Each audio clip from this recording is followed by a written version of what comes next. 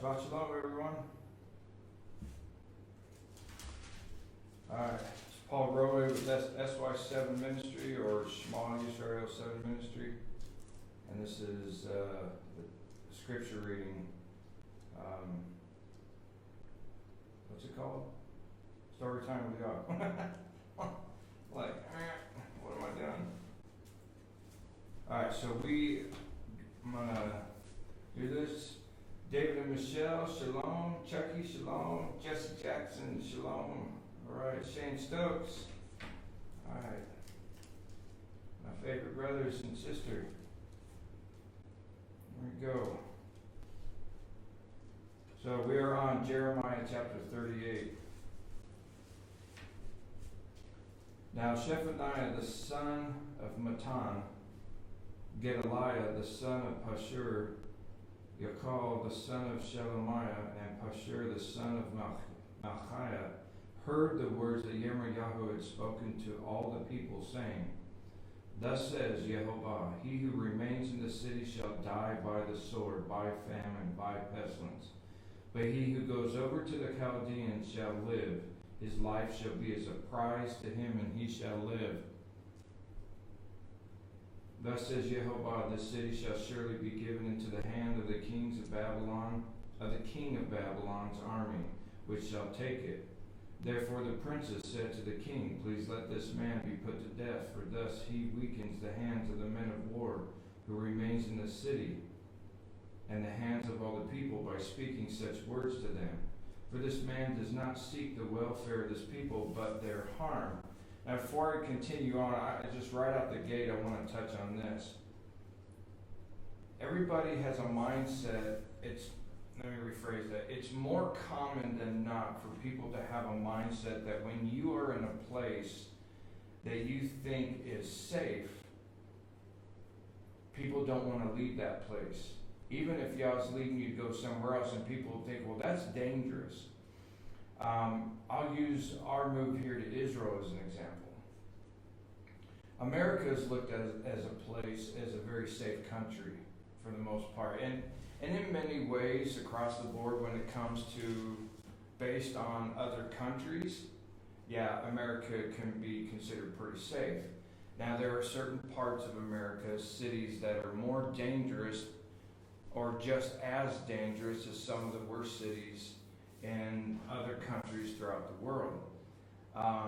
You've got places, you've got 3 or 4 main cities throughout America that have the highest murder rate per capita of the whole entire country.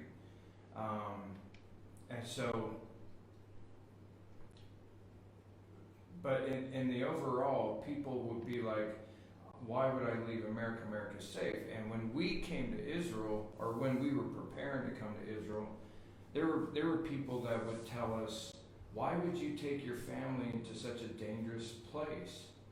Because, for one, they think that Israel's dangerous based off of the knowledge of all the fake news and what media says about Israel. Not from personal knowledge, not from personally being here. Because if they'd been here personally, they would never even think such a thing. But regardless of that, in this situation, Yah is bringing judgment upon Israel and upon Yerushalayim and all of its inhabitants and everything. And he says, anybody who stays in the city is going to die. I'm giving you a chance. I'm giving you escape.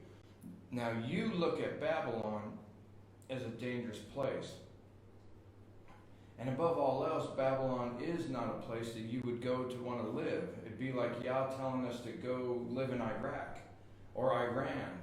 It'd be like, but they'll kill me, and that's probably what a lot of them were thinking.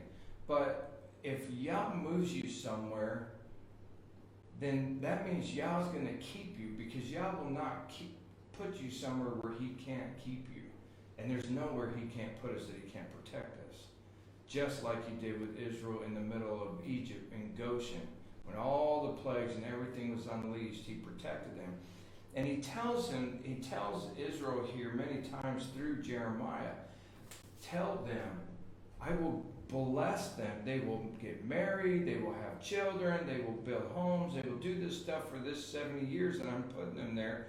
So, and this is a punishment on top of it, Mishpah. I mean, they're going into captivity for 70 years because of disobeying 70 Shemitah years, 70 land Sabbaths. So, but to show the grace and mercy of Yah to his people, that it's even though I am punishing you by letting you go into captivity, I'm still going to bless you while you're there.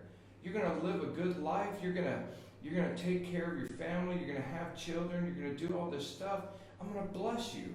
I'm going to give you favor in the eyes of your owners for that time being, basically.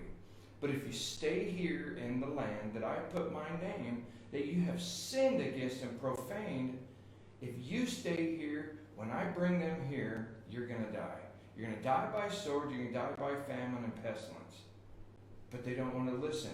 And so much so that they're actually saying, put this man to death, for he weakens the hands of the men of war, because these men are not obeying Yah.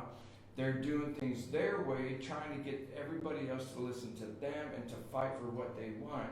And yet they are causing a death sentence on everybody they're getting to listen to them, instead of obeying the word of Yah, instead of obeying what Yehovah has spoken of through the prophets. America's going to be judged, just like any other country. And regardless of where we think America is in all of this, the point is America will be judged like all countries will. Israel will be judged as well. There's no question about any of it. Every nation that stands today is going to be judged for its idolatry, abominations, and everything else. Some harder than others for those who claim to be of Yah, compared to those who never claim to be of Yah. But where Yah sends you, where he tells you to go, do not reject that. Do not deny it. Do not say this can't possibly be God, because that place can't possibly be safer than here. And we don't know that. Amen? All right. Then Zedekiah the king said, look, he is in your hand, for the king can do nothing against you. So they took Jeremiah, cast him into the dungeon of Malchiah, the king's son, which was in the court of the prison, and they let Jeremiah down with ropes.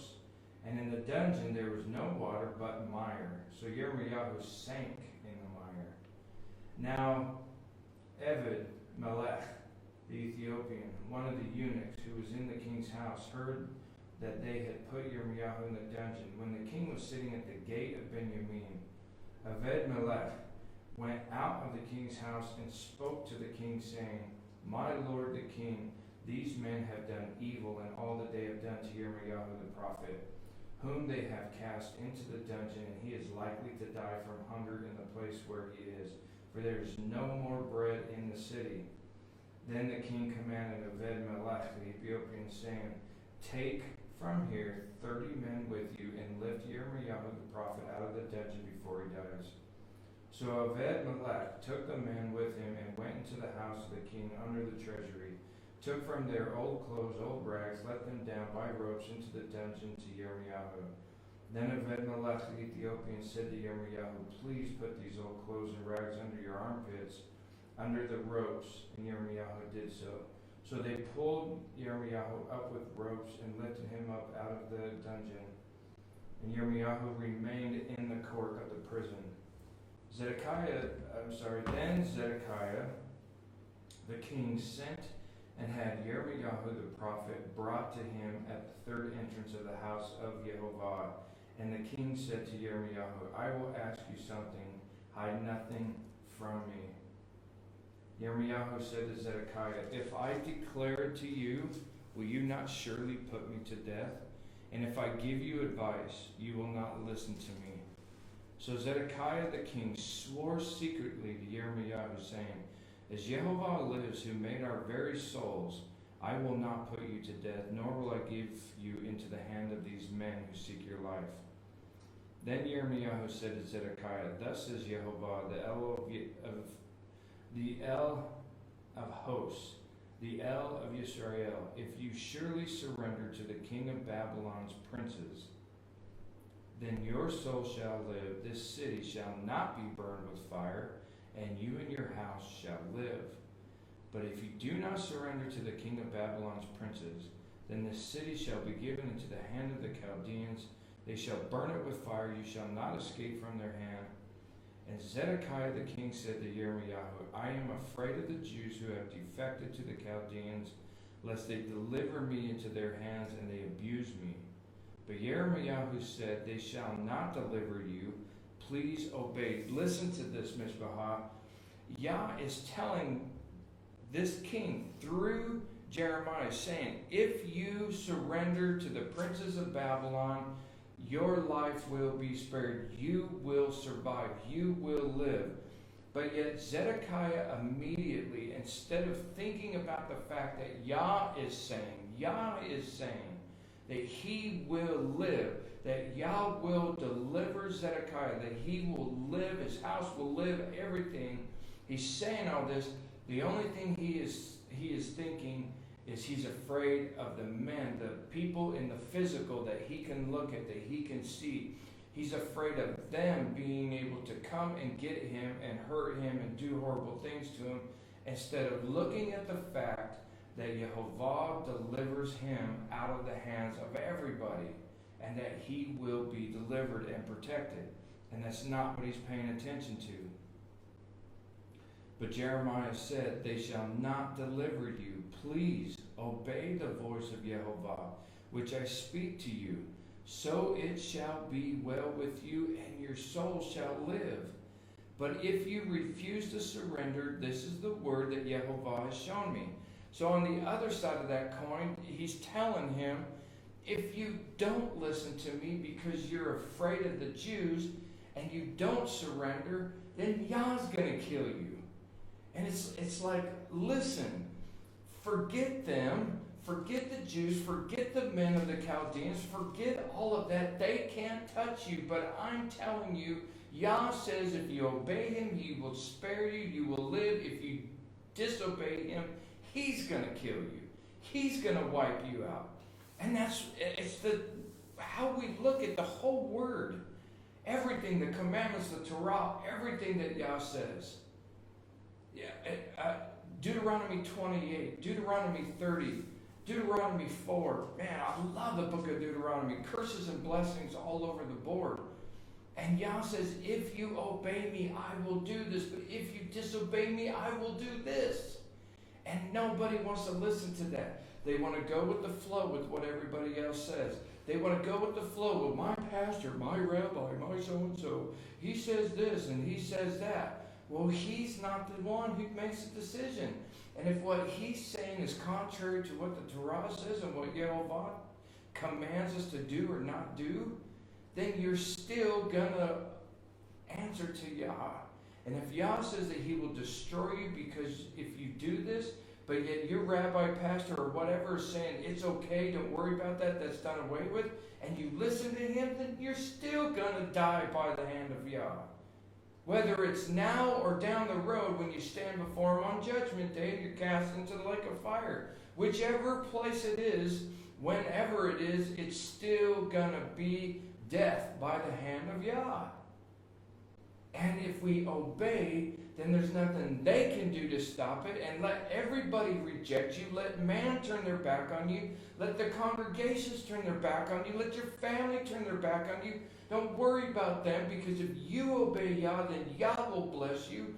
Deuteronomy 28, he says your enemies will come at you one way, and I will make them scatter from you 7 different directions. Mishpah, get your eyes on Yah. Be like Jeremiah is talking about. Listen and obey, and don't be like this king who is more worried about what everybody else says and less worried about what Yehovah says. Amen? Verse 20, but Jeremiah said, they shall not deliver you. Please obey the voice of Yehovah, which I speak to you. So it shall be well with you, and your soul shall live. But if you refuse to surrender, this is the word that Yehovah has shown me. In other words, you're going to die. Now behold, all the women who are left in the king of Yehuda's house shall be surrendered to the king of Babylon's princes. And those women shall say, your close friends have set upon you and prevailed against you. Your feet have sunk in the mire, and they have turned away again. So they shall surrender all your wives and children to the Chaldeans. You shall not escape from their hand, but shall be taken by the hand of the king of Babylon, and you shall cause the city to be burned with fire. This is if he doesn't surrender. Then Zedekiah said to Yirmiyahu, let no one know of these words, and you shall not die. Wow, so he's still not going to listen. But if the princes hear that I have talked with you, and they come to you and say to you, declare to us now what you have said to the king, and also what the king said to you, do not hide it from us, and we will not put you to death. Then you shall say to them, I presented my request before the king, that he would not make me return to Jonathan's house to die there. Then all the princes came to Yirmiyahu, asked him, and he told them according to all these words that the king had commanded. So they stopped speaking with him, for the conversation had not been heard. Now Yirmiyahu remained in the court of the prison until the day that Jerusalem was taken, and he was there when Jerusalem was taken. So King Zedekiah did not obey, did not surrender. He gave heed to the voice of man, and he paid the price, and he caused the city to be burned, and he cost him his life and his household, instead of obeying Yah and living and saving the city from being burned to the ground. Mishpachah, let this be a great example, a great witness against us. No matter what we come up with, no matter what comes up with, no matter what these fake teachers and preachers and all the people on Facebook with their fake Hebrew and all their fake stuff that they keep coming up with, all of it's fake, Mishpachah. I don't need to know Hebrew to know that Yah's word is crystal clear. You don't need to know Hebrew to know what Yah's word says. It's so plain in the English. Obey Yehovah and live. Disobey Yehovah and die. That is the gist of it all. If we walk in the ways of Yah, then walk in his ways, walk in his truth, keep his Torah, obey him. He tells you to go somewhere, go. He tells you to stay, stay. Quit listening to everybody else. Quit listening to what others say, unless it lines up with what Yah is laying on your heart. When that lines up, then that's a confirmation for you. But when people are telling you to do something that you know Yah is telling you otherwise, or you know the word says otherwise, when people are saying, oh, I don't have to do this anymore, or this is done away with, or that doesn't matter, or it's okay to do this now, and the word says otherwise, let us remember that Yehovah is the same yesterday, today, and forever, and he does not change. We change. He doesn't. We try to change him. We try to make him this genie in a bottle that bows to our every whim and wish and command, and it's not how it works. Because when you stand before Yehovah on Judgment Day, the great white throne judgment of Revelation 20, your pastor, rabbi, mom, dad, husband, wife, teacher, whatever you want to call it, whoever it is that you listen to, they're not going to be there to stand by you. They're not going to say, this is my fault and take the heat for you. You're going to be on your own. You're going to stand alone in front of Messiah. And you will have no excuse. You will have no ground. His judgment will be just. And man, do we not ever want to hear the words, I know you not. Mishpachah, obey Yehovah. Obey his word. And forget everyone else, if that's what it takes to walk right before him. Amen? All right, Mishpachah. Well, Anthony and I are going to be on here in 35 minutes. Anyways, Anthony and I are going to be on here in 35 minutes with the Shabbat sermon for today. So be sure to tune in. I love you all, Mishpachah, but most of all, Yah loves you. Shalom, shalom.